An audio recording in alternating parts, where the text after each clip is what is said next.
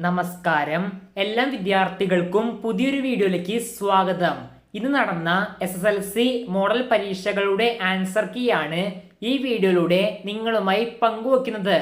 വീഡിയോയിലേക്ക് പോകുന്നതിന് മുൻപ് ഇതുപോലെ എല്ലാ വിഷയങ്ങളുടെ ആൻസർ കീ കൃത്യമായി ലഭിക്കുവാൻ ഇപ്പോൾ തന്നെ ചാനൽ സബ്സ്ക്രൈബ് ചെയ്തു വയ്ക്കുക. അപ്പോൾ നമുക്ക് നേരെ വീഡിയോയിലേക്ക് പോകാം.